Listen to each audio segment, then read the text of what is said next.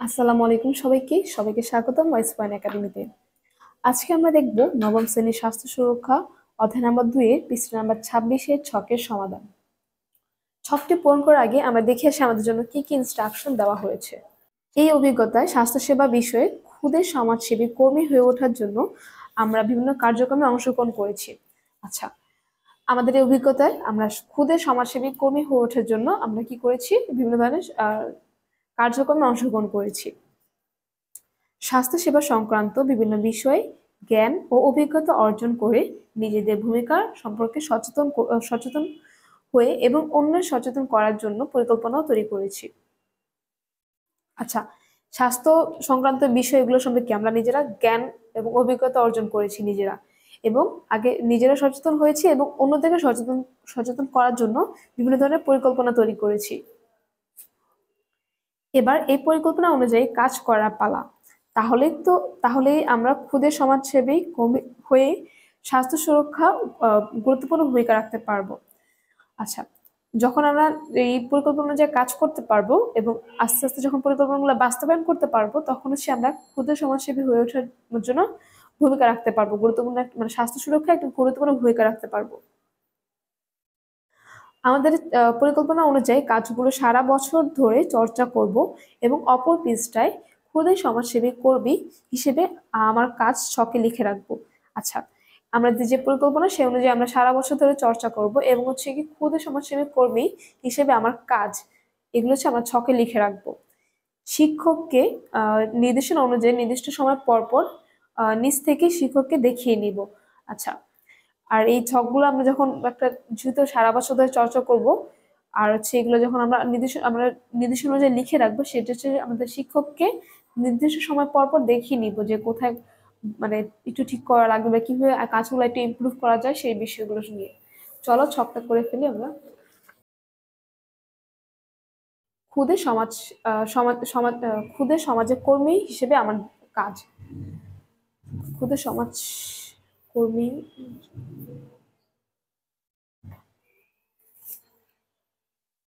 আচ্ছা, এখানে ছিল খুদে সমাজসেবা কর্মী হিসেবে আমার কাজ। আচ্ছা, চলো দেখে ফেলি এখানে আমার কি কি কাজ ছিল। পরিকল্পনা অনুযায়ী কি কি কাজ করেছি। আচ্ছা, আমরা তো বিভিন্ন ধরনের পরিকল্পনা করেছিলাম এবং পরিকল্পনা অনুযায়ী আমরা কতটুকু কাজ করতে পেরেছি সেটা হচ্ছে এই কলামে আমরা লিখবো। কাজগুলো করতে কেমন লেগেছে এবং স্বাস্থ্য চর্চায় সুস্বাস্থ্যের চর্চায় তা কিভাবে সাহায্য করেছে। আচ্ছা, আর যে কাজগুলো আমরা পরিকল্পনা অনুযায়ী কাজগুলো করেছি সেই কাজগুলো করতে আমাদের কেমন লেগেছে এবং সেগুলো সুস্বাস্থ্য চর্চা কিভাবে সাহায্য করবে বলে আমি মনে করি, সেই বিষয়গুলো এখানে এই কলামটাতে লিখবো। কাজগুলো করতে কোনো সমস্যা হয়েছে কি, কিভাবে তা মোকাবেলা করেছি। আচ্ছা, যদি আমরা ধরো কাজগুলো করার সময় কোনো ধরনের সমস্যার সম্মুখীন হয়েছি এবং সেটা কিভাবে মোকাবেলা করেছি সেই জিনিসগুলো এই কলামে লিখবো আমরা। কোনো সহযোগিতার প্রয়োজন আছে কি, থাকলে তা কি ধরনের। আমরা যে কাজগুলো করেছিলাম সেই কাজগুলো করার জন্য কোনো সহযোগিতার প্রয়োজন ছিল কিনা এবং যদি থাকে তা কি ধরনের প্রয়োজন ছিল সেগুলো সম্পর্কে আমরা লিখবো। চলো আমরা দেখে ফেলি আমাদের পরিকল্পনা অনুযায়ী আমরা কতটুকু কাজ বাস্তবায়ন করতে পেরেছিলাম। পরিবার ও আত্মীয় স্বজন, প্রতিবেশী ও বন্ধু বান্ধবদের স্বাস্থ্য অধিকার বিষয়ে সচেতন করেছি।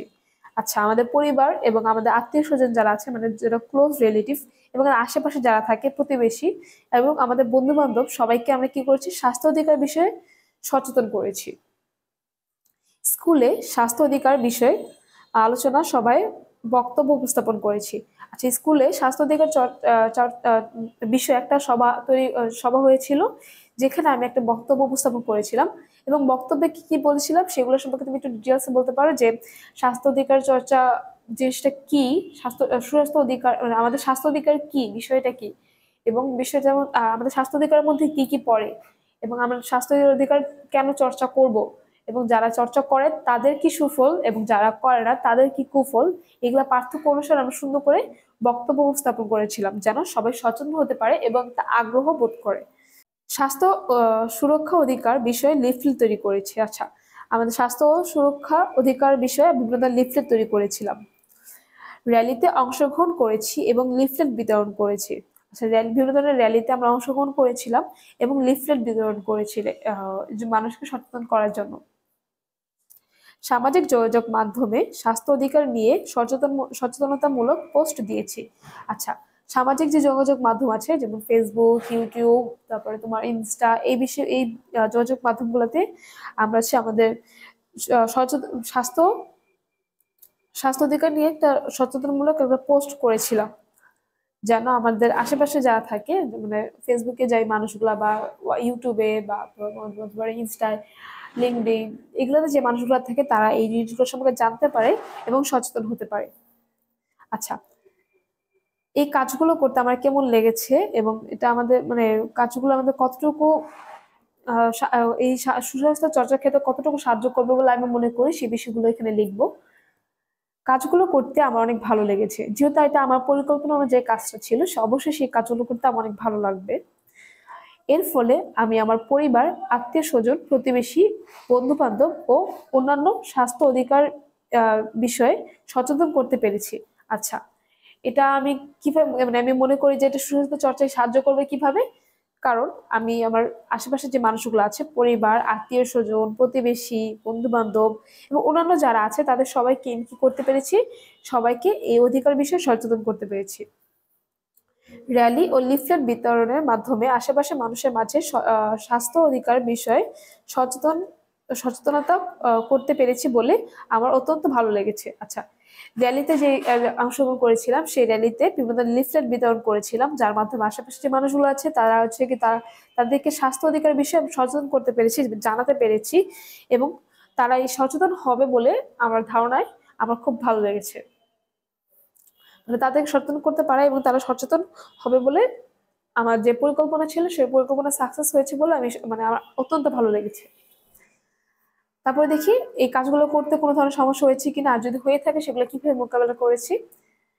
লিফলেট তৈরি করার সময় আর্থিক সমস্যার সম্মুখীন হই, সেক্ষেত্রে সবাই মিলে চাঁদা তুলে সমস্যার সমাধান করেছি। আচ্ছা, সমস্যাটা কি ছিল, যে আর্থিক সমস্যা হয়েছিল, আর সমাধান কিভাবে করেছিলাম, সবাই মিলে চাঁদা তুলে সমস্যাটা সমাধান করেছিলাম। তারপরে র্যালি করতে যেয়ে বিশৃঙ্খলা এড়াতে আমরা স্কুলের স্কাউট টিমের সহযোগিতা নিয়েছি। আচ্ছা, যখন আমরা র্যালি করতে গিয়েছিলাম, র্যালিতে তো অনেক মানুষ থাকে, অনেক মানুষ নিয়ে, তারপর তাদেরকে নিয়ে আমরা যখন র্যালি করতে গিয়েছিলাম তখন একটা বিশৃঙ্খলা তৈরি হয়ে যায়, যেহেতু আমাদের সবাই মেন্টাল যে ক্যাটাগরি সেম থাকে না, একটা বিশৃঙ্খলার সৃষ্টি হয়ে যায়। এবং তখন আমরা কিভাবে মোকাবেলা করেছিলাম, সেটা আমাদের স্কুলের স্কাউট যে টিমটা ছিল, টিমের সহযোগিতা নিয়েছিলাম। তারা আমাদেরকে এই বিশৃঙ্খল পরিবেশকে শৃঙ্খল করে তুলতে সাহায্য করেছিল। সামাজিক যোগাযোগ মাধ্যমে পোস্ট দেওয়াই হবে, অনেকে হাসাহাসি করেছে। আমি তাদের স্বাস্থ্য অধিকার সচেতনতার বিষয়গুলো ভালোভাবে বুঝিয়েছি। মানে সামাজিক যোগাযোগ মাধ্যমে আমি যখন পোস্ট দিয়েছিলাম তখন এই বিষয়গুলো নিয়ে অনেকে হাসাহাসি করেছিল, এবং তখন আমি তাদেরকে তাদের এই অধিকার সবগুলো সম্পর্কে ভালো মতো বুঝিয়ে বলেছিলাম এবং তারা জিনিসটা বুঝতে পেরেছে। আচ্ছা, কোনো সহযোগিতার প্রয়োজন আছে কি, থাকলে তা কি ধরনের? আচ্ছা, এখানে এইগুলো মানে এই কাজগুলো করতে কোনো ধরনের সহযোগিতার প্রয়োজন ছিল কিনা এবং থাকলে তা কি ধরনের হতে পারে? স্কুলের শিক্ষক ও কর্তৃপক্ষ বিভিন্নভাবে সহযোগিতা করেছে। স্কুলের স্কাউট টিমের সহযোগিতা বানানো ভুল হয়েছে।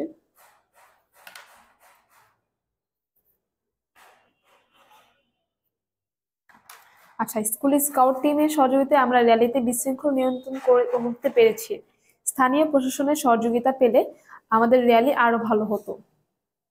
আচ্ছা, আমাদের কি ধরনের সমস্যা ছিল, যে আমাদের যে সমস্যাগুলো ছিল, ছোটখাটো যে সমস্যাগুলো, যে সেগুলো হচ্ছে আমরা মানে কারো না কারো সাহায্য নিয়ে ঠিক করতে পেরেছি। এবং আমাদের আরো একটা কি ধরনের মানে সাহায্য হলে ভালো হতো, সেটা হচ্ছে আমাদের স্থানীয় প্রশাসনের যদি সহযোগিতা পেতাম তাহলে আমাদের র্যালিটা আরেকটু ভালো হতো। এখানে অনেকগুলো বানান ভুল হয়েছে, তার জন্য আমি একান্তভাবে দুঃখিত। আশা করি তোমাদের ছকটা তোমরা বুঝতে পেরেছো এবং বানানগুলো তোমরা একটু ঠিক করে নিতে পারবে। আমার সাথে থাকার জন্য তোমাদের অসংখ্য ধন্যবাদ। পরবর্তীতে দেখা হবে নেক্সট কোনো ভিডিওতে। আল্লাহ হাফেজ। এ পর্যন্ত তোমরা অনেক ভালো থাকো, সুস্থ থাকো। আসসালামু আলাইকুম।